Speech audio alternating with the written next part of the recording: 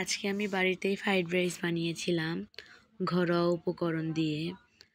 আর egg fry বানিয়েছিলাম।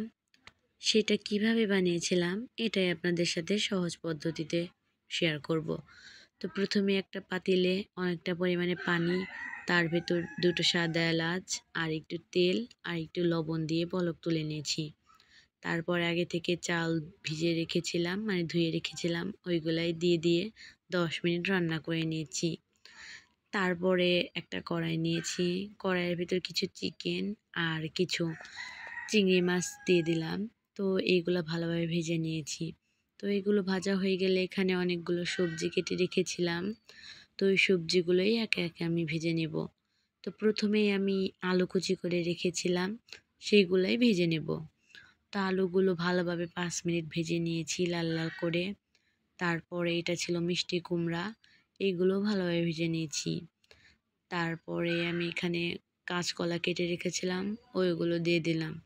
তো কাঁচকলাও ভালোভাবে ভেজে নেব যতক্ষণ না পর্যন্ত লাল হয়ে আসছে। এই তো আমার কাঁচকলা ভাজাও শেষ, এখন তুলে নেব। তারপর এখানে দিয়ে দিয়েছি পটল কুচি, পটলগুলোও ভালোভাবে একইভাবে ভেজে নেব। পটল ভাজা হয়ে গেলে আমি ওই তেলে একটি ডিম ভেঙে দেব। আপনারা চাইলে 2-3টা ডিমও দিতে পারেন, কিন্তু আমি এখানে একটা ডিম ব্যবহার করেছি। তো ডিমগুলো ভালোভাবে ঝুরা ঝুরা করে ভেজে নিতে হবে। তারপরে ওই কড়াইয়ে যে তেল ছিল, ওই তেলের ভিতরে একটু রসুন কুচি দিয়ে দিলাম। রসুনটা ভালোভাবে ভাজা হয়ে গেলে ওর ভিতর পেঁয়াজ কুচি দিয়ে দিলাম। পেঁয়াজটা ভালোভাবে নেড়েচেড়ে 2-3 মিনিটের মতো ভেজে নিতে হবে। তারপরে দিয়ে দিলাম কাঁচামরিচ কুচি, আপনারা ঝাল অনুযায়ী কাঁচামরিচ দিবেন।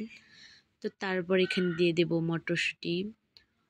মটরশুঁটিগুলো দেওয়া হয়ে গেলে ভালোভাবে নেড়েচেড়ে 5 মিনিট ভেজে নেব। তো আপনারা চাউলের পরিমাপটা আপনাদের এখনই বলে দিচ্ছি। চাউল আমি এখানে 2 কাপ পরিমাণের ভাতের চাউল নিয়েছিলাম আর 1 কাপ পরিমাণে পোলাও চাউল নিয়েছিলাম। নিয়ে ওইগুলো আমি ধুয়ে অনেকক্ষণ পানি ঝরিয়ে রাখতে দিয়েছিলাম। তারপরে আমি ফুটন্ত পানির ভিতর দিয়েছিলাম, না হলে চাউলগুলো ভেঙে যাবে তাই। তো এই তো আমার কথা বলতে বলতে সবজিগুলো ভাজা শেষ। এখন আমি আগে যে ভেজে রাখা সবজিগুলো ছিল ওইগুলো দিয়ে দিলাম। তারপরে চিংড়ি মাছ আর চিকেন ভাজা যে ছিল ওইগুলোও দিয়ে দিলাম।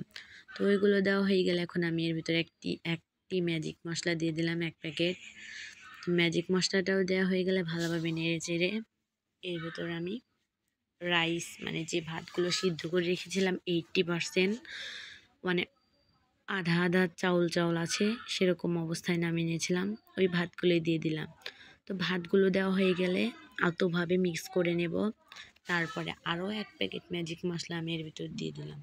তারপর এখানে 2-3 প্যাকেট সস দিয়ে দিলাম। তারপর এখানে টেস্টিং সল্টও দিয়ে দিয়েছি। অবশ্যই টেস্টিং সল্টটা দেওয়ার চেষ্টা করবেন, তাহলে রেস্টুরেন্টের মতো পারফেক্ট টেস্ট আসবে। তো তারপরে এখানে একটু চিনি দিয়ে নিয়েছি, চিনিটা অবশ্যই দেবেন, নাহলে খেতে খুব একটা ভালো লাগবে না। তো তারপরে ভালোভাবে মিক্স করে নামিয়ে নিয়েছি। তো তারপর আমি ডিমের কোরমা বানিয়েছিলাম। ডিমের কোরমাটা কীভাবে বানিয়েছি সেটা এখন আপনাদের সাথে শেয়ার করব। তো ফার্স্টে আমি একটা কড়াই তেল দিয়ে 3টা ডিম ভেজে নিয়েছি। তো ভাজা হয়ে গেলে ওই তেলেই কয়েকটা জিরে ফোড়ন দিয়ে নিলাম। তারপরে পেঁয়াজ কুচি দিয়ে দিলাম আর 2টা দারচিনি আর একটা তেজপাতাও দিয়ে দিলাম। তো পেঁয়াজটা ভালোভাবে ভাজা হয়ে গেলে এখানে আমি কাঁচা মরিচ বাটা, বাদাম বাটা আর একটা পেঁয়াজ বাটা দিয়ে দিলাম। তো তারপর এখানে আদা বাটা আর একটু রসুন বাটাও দিয়ে দিয়েছি।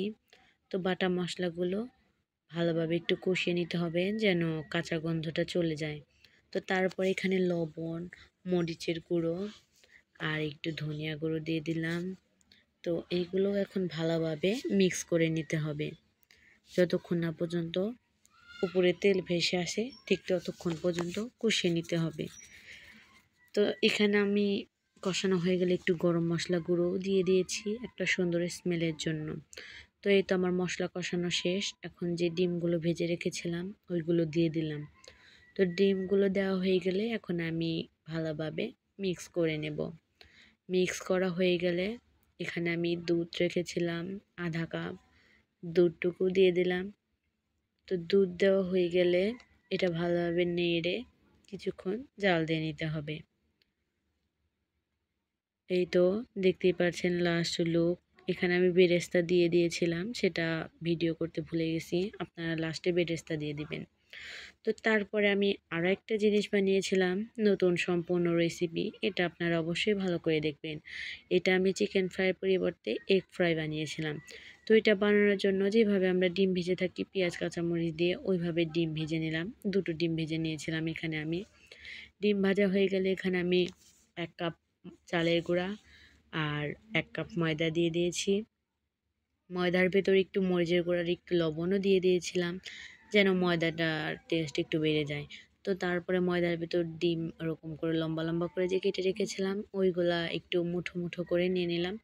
তারপর আবার পানির ভেতর চুবিয়ে 2 বার কোডিং করে নিয়েছি। এইগুলো তো আপনারা জানেনই, কিছু বলতে হবে না। তো কোডিং করা হয়ে গেলে এখন আমি একটা কড়াইয়ে তেল দিয়ে সেই তেলের ভেতর এগুলা সব একে একে দিয়ে দিচ্ছি। আপনারা অবশ্যই খেয়াল রাখবেন তেলটা যেন গরম অবস্থায় না থাকে।